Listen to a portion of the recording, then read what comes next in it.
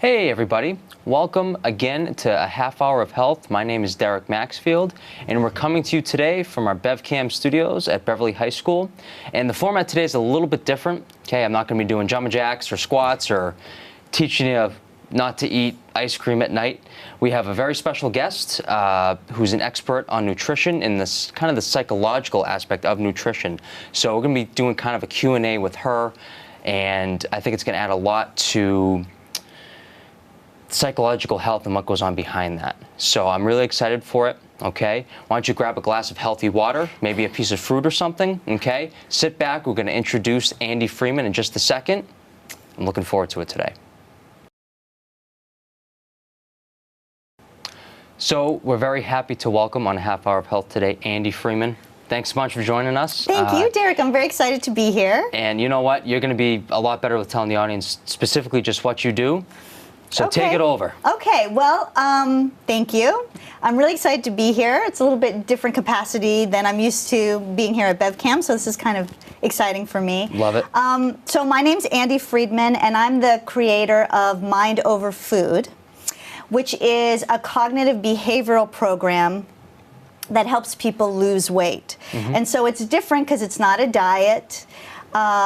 There's really very little dietary advice that goes on, and it really deals with the psychological factors that lead to people making the wrong choices, or the choices that they don't want to make, the choices that sabotage their weight loss goals. Okay. So cognitive therapy, I don't know, some people have heard of cognitive behavioral therapy, some people haven't. So cognitive behavioral therapy basically focuses on what you're thinking and tries to change your thinking, in this case around food and eating, but it can be applied to anything.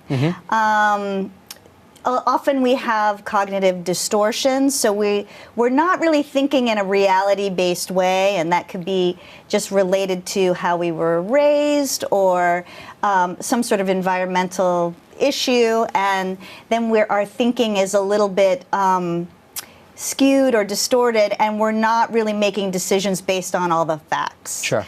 So to give you a little bit of a background about sort of the model, the cognitive behavioral model of what I do.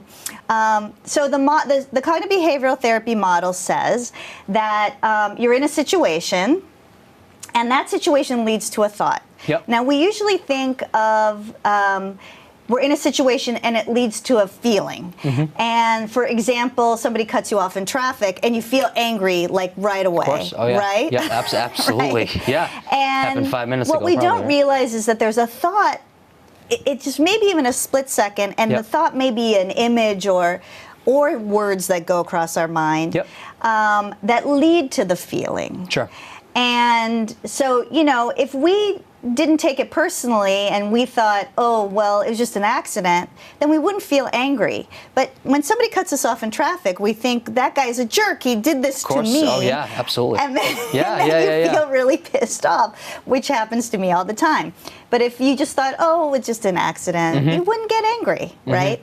So, and that leads to some behavior. Usually, you know, when we're in our car, we really can't do much.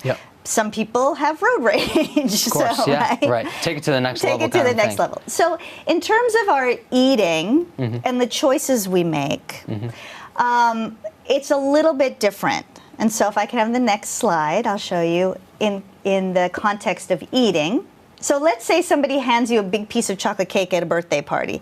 This probably happens all the time. I mean, chocolate would be my my downfall. I don't know about you. Sounds like a great party. Sounds like a great party, right? It's a birthday party. Somebody hands you the cake, but you're on a diet, right? Sure. You don't want to eat that chocolate cake, but you have these thoughts going through your head. Oh, I know I shouldn't eat the cake. It looks so good, and I want it. One piece of cake won't kill me. I'll start my diet again tomorrow. I mean, these are really common thoughts that people have when they're dieting and they're presented with food that's not on their diet, so to speak. And I use diet, you know, I have quotes around diet because we'll talk about that in a second. So you might have some feelings. You might feel disappointed because you can't have the cake and you want the cake. You might feel frustrated because why can't, Cousin Susie can have the cake and she's not gaining weight, so why am I gaining weight when I eat cake? Yep. You can have some anxiety. Should I? Shouldn't I? Should I? Shouldn't I? And you might be embarrassed because people are looking at you. You got the cake in your hands and people are looking to see what you're doing. All the eyes are on you kind of thing. All the eyes are on you because you have a weight problem, that sort of thing. And what happens in that situation is our brains actually can't tolerate the tension. And those people who usually have weight problems usually soothe tension by eating. And so you're just going to eat the cake because it's just the easier thing to do. Just screw it. I'm going to eat the cake. Mm-hmm. But what if you had a different mindset? Your thoughts were different in the situation. Mm-hmm. So if we go to the next slide. So let's say the situation's the same. Somebody hands you a big piece of chocolate cake at a family party. Right. Still a great party. Still a great party. And what if your thinking was a little bit different? And what if your thinking was, well, the cake does look good, but it's not on my plan. Okay. I didn't plan to eat cake today, so I'm not going to eat it. What if you said, my weight loss goals are more important than the temporary pleasure of eating the cake? And it really is temporary. How long does it take you to eat a piece of cake? Yeah, 5 minutes. If that, my not goodness. Not even, right? If I'm being social, probably 5 minutes. But maybe. If I'm hungry, it's, 2. If that. If that, right? Exactly. It's really super temporary pleasure. Of course, right? Yeah. And so if you kind of realize that, you might just feel fine. And you might just say no to the cake and focus on family and friends, because guess what? That's why you want to be at the party in the first place. You're at a social event. You want to hang out with your family and friends. So that's basically how the model works. It's not just with these kinds of situations and thoughts. Sure. There we go.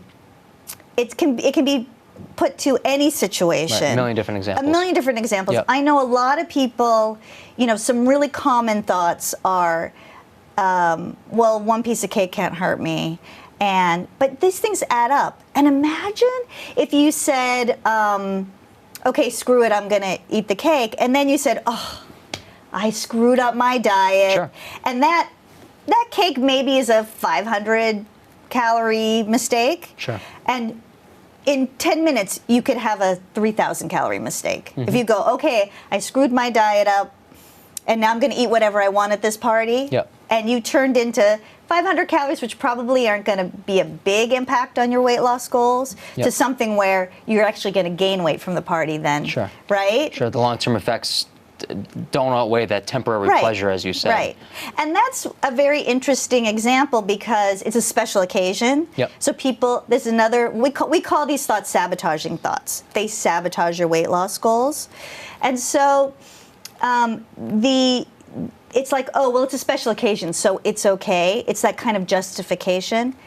How many times do we have special occasions? We have special occasions all the time. Mm-hmm. It's an office party. It's a holiday. It's you're going out to dinner to celebrate an anniversary. Right. You're going to playing golf. Even, you're going to go play golf, right? Yeah. And you're going to have lunch and drinks with your friend afterwards. Right. I mean, every day could be a special occasion. So we have to be really careful that those special occasions add up. Sure, of course. So that's basically what I do. I help people change their thinking so that you have the thoughts that are going to make you successful for your goals. And it's not overnight. It takes a little bit of time. It takes effort and it takes some work. But the good news is about what I do is that there's no taboo foods. If you know you're having a party coming up, yep, and you know that there's going to be chocolate cake there, then put it on your plan. Figure it into your day. I want that chocolate cake. Figure it into your day. It's okay. It's not like, oh, chocolate cake, you can never have chocolate cake again. No. The minute you make something taboo is the minute that it gets power. Right? Right. It starts to control you. It starts to control you. And it's really a revelation for people that I work with, mm-hmm, that they can have the foods that they like, and we encourage them to have the foods that they like. And there's a lot of distorted thinking about what is a healthy food and what is an unhealthy food. You know, for example, a lot of people put yogurt in, they have yogurt instead of ice cream, and I show them how your average Greek yogurt has more sugar and as the same amount of calories as the same amount of ice cream. And it's like, I've been not having ice cream, which is what I want, Right. and I've been eating this yogurt, and it's just as bad for me. Sure. So Sure. we do that. We do that around a lot of different kinds of distorted thinking. That's awesome. That's some great insight. Thank you for providing that. And you know what I find too in the fitness world is that it's amazing how everything does come down to, you know, it comes down psychologically. Yeah. Whether it's in the two big areas that I notice it in my job is one, to exercise or not in general, but then Exactly. two, while you're exercising, going above and beyond, if you will, you know, doing 2 extra repetitions or just throwing in the towel, so to speak. Right. And it really all comes back to inside your head. Exactly. So what we're going to be doing here today is provide a couple more examples, similar to the chocolate cake one that Andi provided, Yeah. which, I mean, we've all been all through. been there. We've all been through. I've been there. You've been there. I will admit for sure, vanilla cake's kind of my favorite. Okay, but, vanilla. You know, that's See, neither here nor I chose chocolate because that's my thing. and that's not neither here nor Right. there. But hopefully you're not just finishing chocolate cake at home. I hope not. We're going to be coming back and doing a few kind of cool examples of some fitness stuff and some nutrition stuff with Andi. So fill your water glass. Hopefully don't throw away the plate that You the cake shouldn't was be on. eating. And, You know, shouldn't be eating in front of the TV anyway. So water is Exactly. the only thing. And I can talk about that if you want me to. What as a well. great guest so far. We'll be back in just a sec.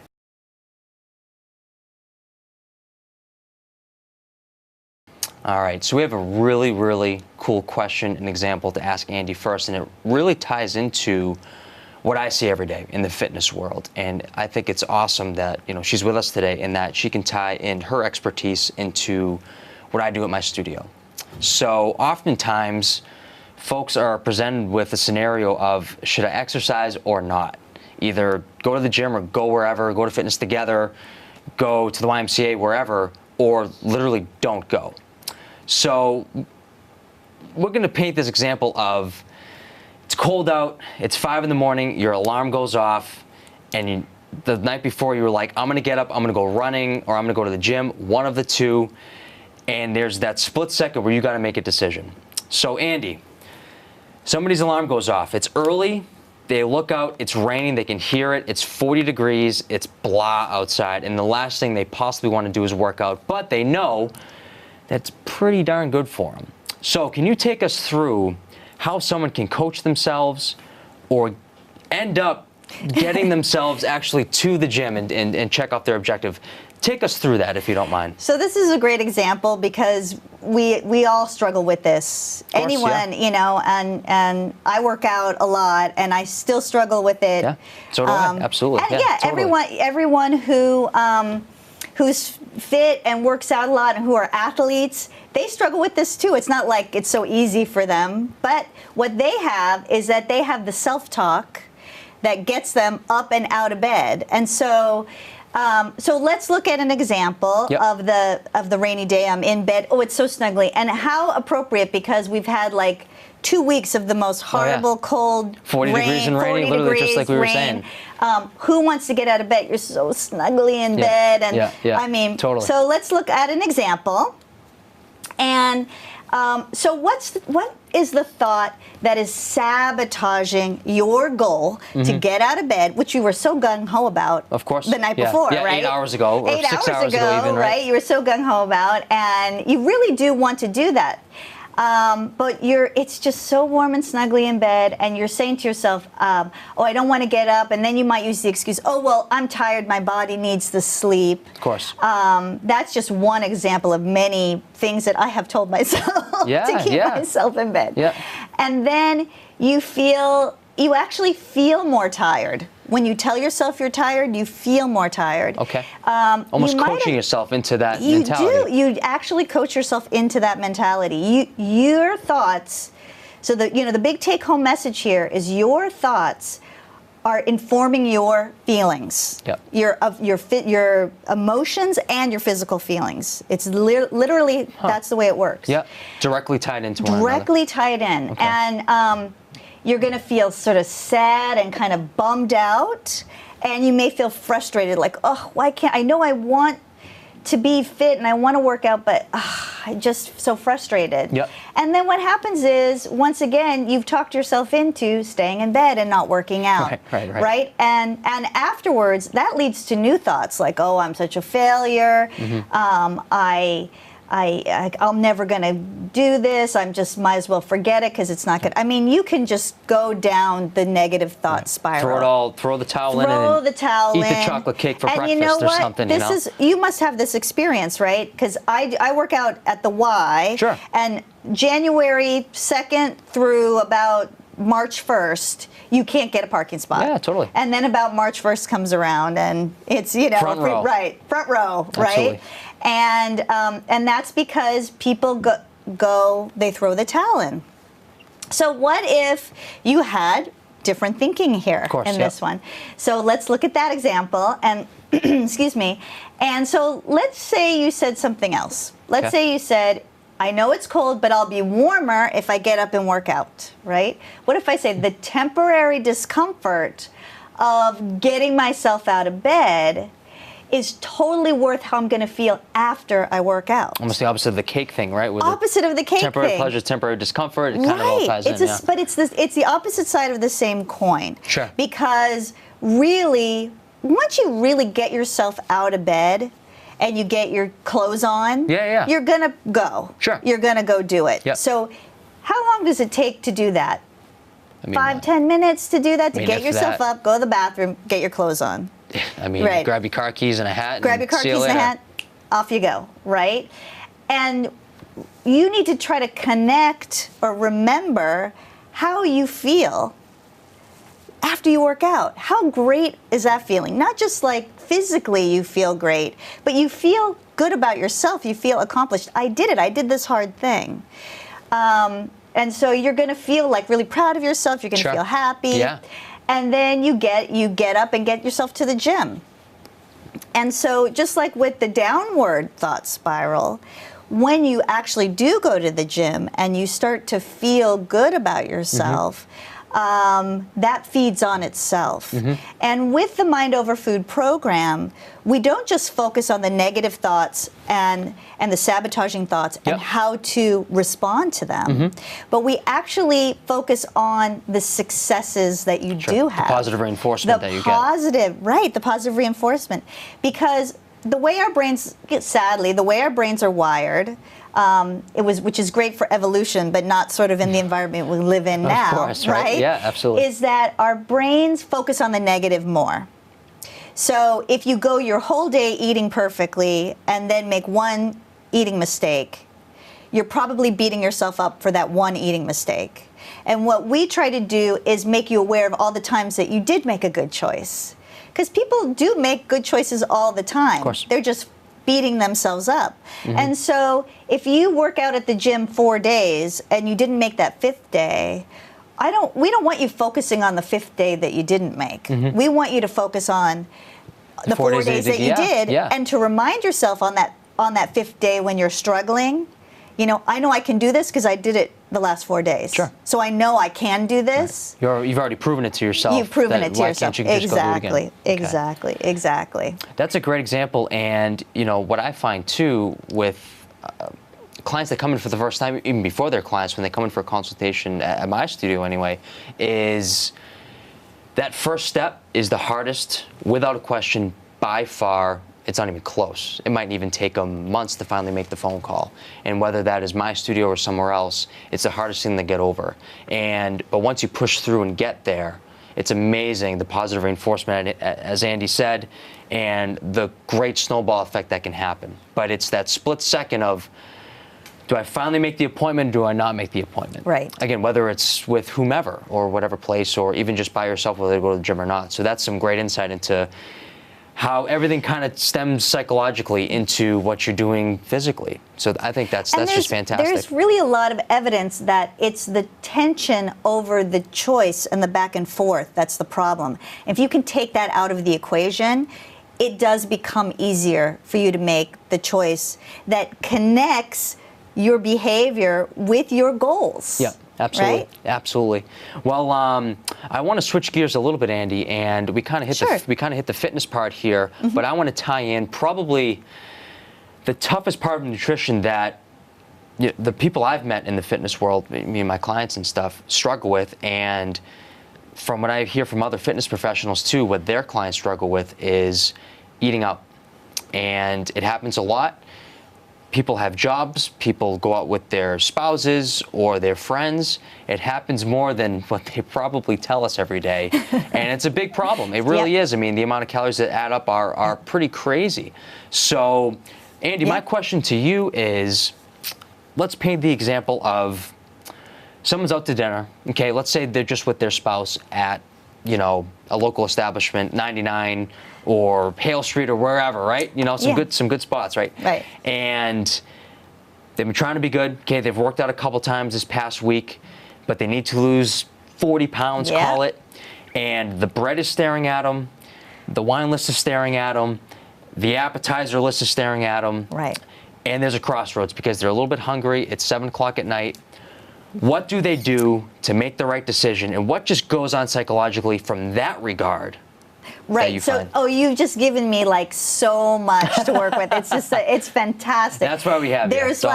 There's like 4 or 5 sabotaging thoughts that come up that get people into trouble in this situation. Sure.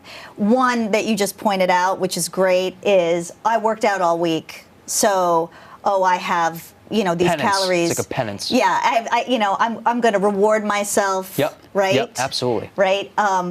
I must have burned all these calories so I can add more in. I'm hungry. I'm really, really hungry. So that gives you justification to start, just start eating. Yeah, well, I'm hungry, so I need to eat. It's an emergency. It's an emergency. So the first thing, one of the most important things that, and this is kind of a specific example, is we teach clients how to plan. So their meals are always planned. And you say, well, how can I plan if I'm going to eat out? Sure. Well, luckily for us, most menus are online now. You can actually plan ahead of time what you're going to eat. It probably takes 5 minutes, if that. It doesn't even take time, So in the case where you can plan ahead of time, make a plan, make some healthy choices, and I recommend that people kind of don't eat the bread that gets put down on the table. But if it's some place that you really love the bread at this particular place and you want to work that into your plan, then work it into your plan. So when you're sitting down at the table and the menu comes, there's no choice. You don't have to look, should I have this? That mac and cheese looks good, but I shouldn't have it because it's not healthy for me. That tension gets you into trouble. Okay. So you find those temptations happen less if you've spent even 3 minutes online looking at the menu, and you know what you're going to do when you go in there. And it can be a revelation. It can be a real revelation because if you say to yourself, not, I have to eat this food because it's healthy food, but instead say, I can't eat this other food because it's not on my plan. That just takes the guesswork out of the equation. And just going back to that thing I said before about the tension of choice, causing a lot of problems, that just having it planned and you don't have to make a choice, just takes that out of the equation. So tell me about the mindset a little bit when someone has tension in their head about ordering mac and cheese or not. What goes on there? Okay, so you think about the angel and the devil on your shoulder whispering, right? Yep. So what happens is the brain actually kind of shuts down. Its decision making, its cognitive decision making, like capabilities shut down. Okay. And so what happens is now you feel tense and you've learned how to soothe tension with food. Yeah. You say, it's so much easier to just say, screw it, I'll start tomorrow. I'll get the mac and cheese, as I just can't. Deal with it. Can't deal with it. And there's a lot of other stuff that comes up in terms of, like, oh, it's not fair. Why can't I just eat what I want when I go out? I mean, there's a lot of stuff that starts to feed into you making the choice that isn't consistent with your weight loss goals. The same feelings that you made with the chocolate cake example. Exactly, same feelings. Embarrassment, Exactly. Yes. It's not fair. Frustration, it's not I'm fair. anxious, Disappointment, I'm anxious. All of those things will lead you down the path of sabotaging your weight loss goals. Now, I do want to say something because you brought up a couple of things. One is rewarding ourselves with food. Yep. We do a lot of work around, you do deserve a reward, but food isn't a reward. Food is fuel. Yeah. Right? Just for you to function, really. It's for you to function, right? The other piece, and this is also goes back to the cake example, is it's so temporary. The pleasure of the eating is so temporary that and how much you're going to beat yourself up and feel ashamed and frustrated and angry at yourself for eating the food you didn't want to eat. Is it worth it? Starting bringing that into the equation. Yeah. Is it worth it? Sure. And that's just a couple of quick examples. I mean, we also come up with like eating out rules that take some of the guesswork out of it.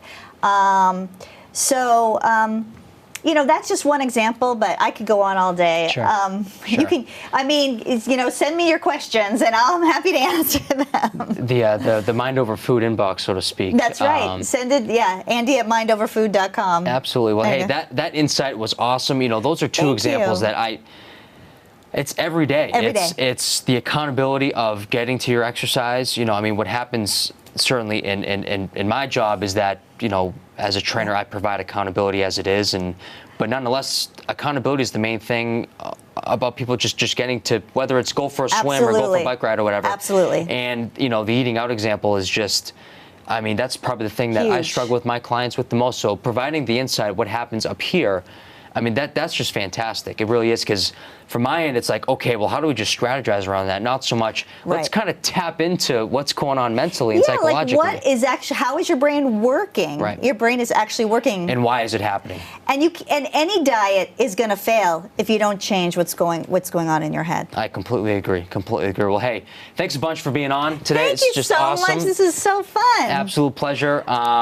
Thanks for having me. As I say every episode, I hope you take just one thing from what you watched here today. Whether it was a couple episodes ago and the one exercise that could help make you drive the ball longer, or the one exercise that staves off lower back pain. Today, I hope it's one thing that you can think about that helps you in tough situations when you're trying to lose weight, or when you're trying to get up in the morning and even just go for a walk. And I hope Andy and I have provided some help for you. So this has been a Half Hour Health with an awesome guest called Andi Freedman. And check out her website and her business, Mind Over Food. I'm Derek Maxfield of Fitness Together. We'll be seeing you soon. Cheers, everyone.